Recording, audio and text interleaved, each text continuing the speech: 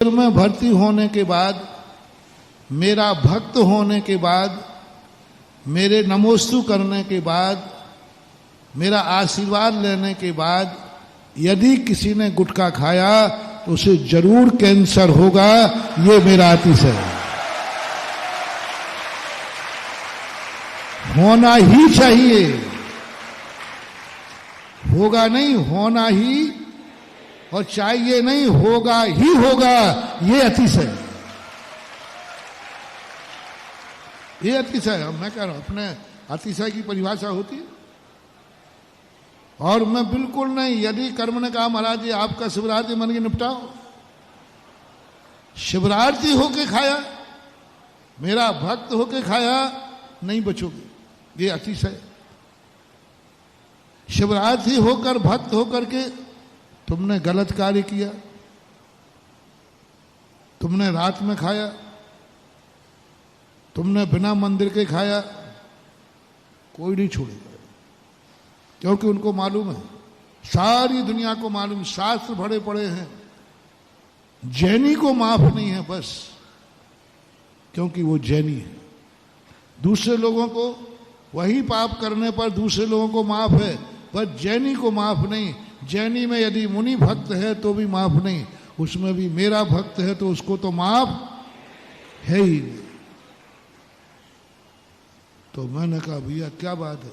बोले हाँ महाराज देख लीजिए, ये फलाने शिविर में, फलाने ग्रुप में, फलाने नंबर का आपका भक्त था और इसने मुझे ठगा है।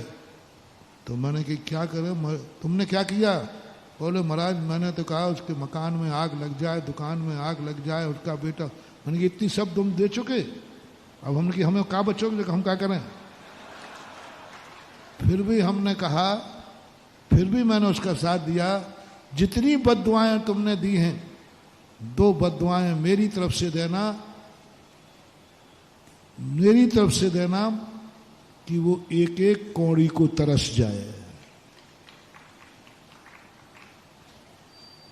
और वो इतना परेशान हो जाए कि अपनी जिंदगी के खर्चे निकालना भी मुश्किल हो जाए। ये बद्दुआ मेरी तरफ से दे देना। किसको? जिसका वो नाम लेके आया। बड़ा खुश हुआ। बोले महाराज जी आज पता चला आप बिल्कुल न्यायप्रिय हैं। मैंने तो सोचा था कि आप भक्त को बचाएंगे, कहेंगे कोई बात नहीं, हम भक्त को समझा देंगे, हम कह देंगे नहीं गुस्सा मत करो, हम तुम्हारे 500 रुपया वापस दिलवा देंगे। वो यही सोच के आया था। मैंने बोले महाराज जी आपके भक्त को आपने बद्दुआ दे दी? मैंने कहा हाँ बहुत अच्छी बात है, नहीं करना चाहिए, ठगी अच्छी बात नहीं है। चला गया बड़ा खुश, बड़ा खुश। शाम को उसके यहाँ सोने चांदी की दुकान थी। शाम को एक बेचारा देहाती आया, अपनी जमीन जायदाद बेच के लाख रुपया लाया, अपने बिटिया की शादी के जेवर बनवाने के लिए। और इसने देखा, बोले सेठ जी हमारे पास तो कुछ नहीं है, लाख रुपया है, ये जेवर दे दो। कुछ नहीं जानता था बेचारा, सीधा साधा था। इसने 50,000 का माल 1 लाख में दे दिया। वही व्यक्ति है जो 500 में ठगा गया। और इतना खुश, इतना खुश, इतना खुश, ओहो मजा आ गया। 50,000 का फायदा। घर पहुंचता है, बोले मिठाई बनाओ। बच्चों से कहता है मांग लो, क्या मांगना है? फूला नहीं समारा। आनंद आ गया, मजा आ गया।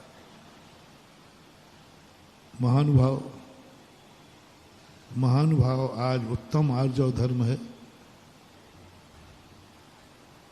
जिस दिन उस किसान को पता चलेगा कि सेठ ने मेरे 50,000 का माल 1 लाख में दिया, गरीब है वो, जायदाद बेच के गया था, बिटिया की शादी के लिए गया था, और उसको पता चला कि जिस दुकान से मैं ये सोना चांदी लाया हूं वो भी महाराज का ही भक्त है। और वो किसान भी यदि मेरे पास आ जाएगा, बोले महाराज ये हुआ मेरे साथ, बोलो महानुभाव 500 रुपये में तुमने दुकान जला दी, 500 रुपये में उसके परिवार को मारने का भाव किया, और 500 रुपये में हमने भी 2 बद्दुआएं दी, तो 500 पर मेरी इतनी बद्दुआएं, तो 50,000 पर कितनी जल्दी गुणा लगा के बताओ। 500 पर 2 बद्दुआएं, बेटा अब बचो, ब्रह्म शस्त्र फेंक रहा हूं। 500 रुपये पर 2 बद्दुआएं दी गुरु ने, और जब वो किसान आएगा तो 50,000 पर कितने गुना हो गया? 100 गुना। 500 पर गुरु ने 2 बद्दुआएं कहा था, उसके लिए तुमने 50,000 पर 100 बद्दुआएं बच जाओगे, बर्बाद हो जाओगे। बस यहां है आत्मा की पर्याय। क्या ठगी को आप बुरा मानते हैं? ठगी को यदि बुरा मानते हैं, ठगी बुरा है, मायाचारी बुरी है, तो कभी जब तुम दूसरे को ठगते हो तो क्या उतना ही बुरा लगेगा? यदि तुम ठगी नहीं छोड़ सकते हो तो इतना सा काम कर लो कि जैसे 500 रुपये ठगने पर तुमने रोटी नहीं खाई थी, चेहरा उतर गया था, सबसे कहते फिर रहे थे महाराज के पास आ जाओ, घर लोग कहे रोटी खा लो, बोले नहीं खाना। क्यों? मैंने एक गरीब को ठग लिया है 50,000।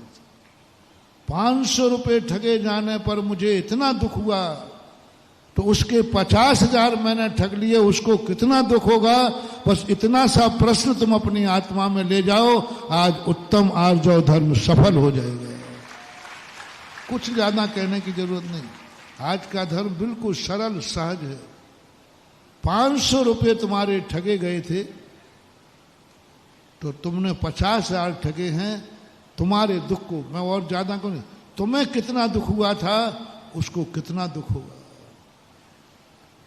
क्या तुम उठ के आ पाओगे? जैसे तुम्हारे 500 ठगे गए, तुरंत महाराज के पास आए, देखो महाराज कितनी बेईमान है दुनिया, कितना बेईमान है दुनिया, आपके भगत भी कितने बेईमान हैं। क्या 50 ठगने के बाद तुम सीधे दुकान के पास गुरु के पास जाओगे? गुरु महाराज मैं आपका भक्त हूं, देखो कितना पापी हूं। मैं भक्त हूं, आपका पापी है। उसको तो कह दिया कि आपका भक्त पापी है, 500 रुपया ठग दिया। अब तुम खुद आ जाओ गुरु के पास, गुरु महाराज मैं भी आपका भक्त हूं, और इतना पापी, मैं भी शिविर में भर्ती रहा हूं, इतना पापी, मेरे ऊपर भी आपकी कृपा है। नहीं महाराज आज माफ नहीं करना मुझे, आपके भक्त ने ये पाप किया है। आज मुझे एहसास हो रहा है कि 500 पर इतना दुख हुआ था, तो 50,000 का फल क्या होगा। 500 रुपया ठगने वाले की दुकान में आग लगेगी, लगनी चाहिए। 500 रुपया ठगने वाले का परिवार बर्बाद हो जाएगा, कोई बात नहीं। अब आपकी बारी है। 50,000 रुपये में क्या क्या जलेगा? 500 में दुकान, तो 50,000 में मकान भी जलेगा, दुकान भी जलेगी, गाड़ी भी जलेगी, और तुम भी जल के मरोगे, क्योंकि जबकि यही जमेगी, विधान यही है। जब दूसरा हमें ठगता है हमें बुरा लगता है, जब हम दूसरों को ठगते हैं तो हमें खुशी होती है।